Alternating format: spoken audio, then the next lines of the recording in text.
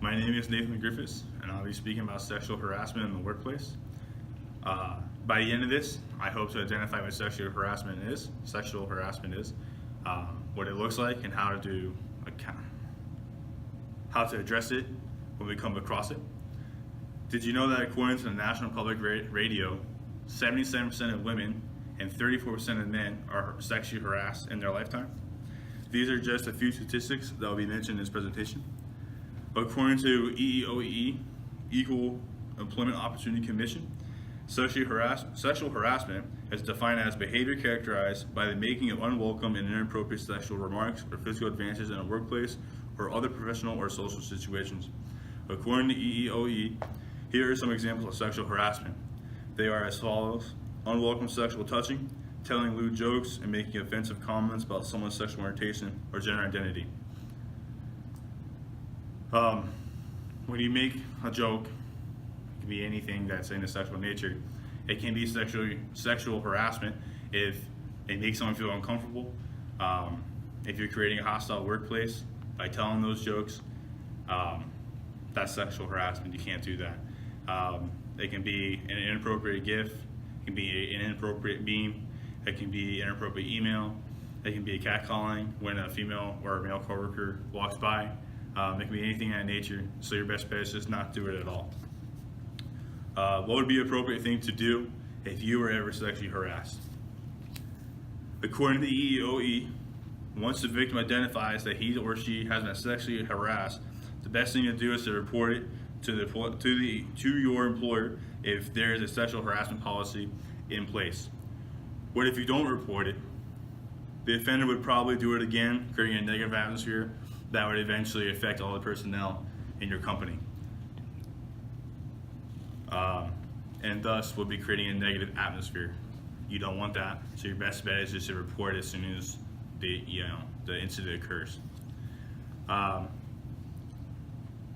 Reporting it as soon as the incident occurs allows the employment management team to deal with it swiftly with minimum effort, and is otherwise waiting to report, it could be allowing the evidence to be buried, which would make it harder to catch the offender or to prove that the offender did what you're accusing he did or she did.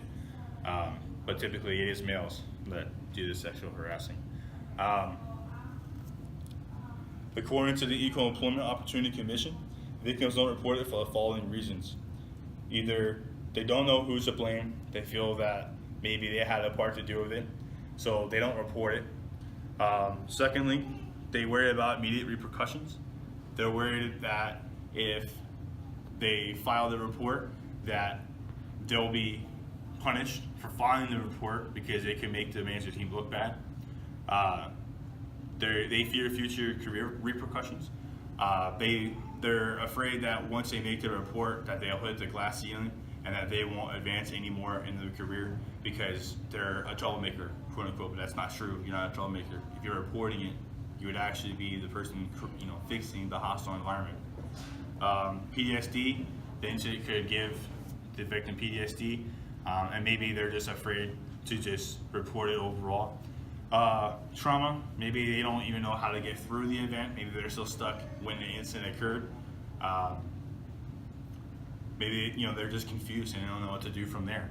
So the last thing is they don't know they were sexually harassed. And this is really because of comedy movies. Really, what we're talking about sexual harassment here is often in comedies, and it's laughed at in movies. But when it's not in the movie and it's here and it's happening to us and to you, it's not funny, and it is sexual harassment. So hopefully, from the examples we gave earlier, you can identify what sexual harassment is. What are the effects of sexual harassment on its victims?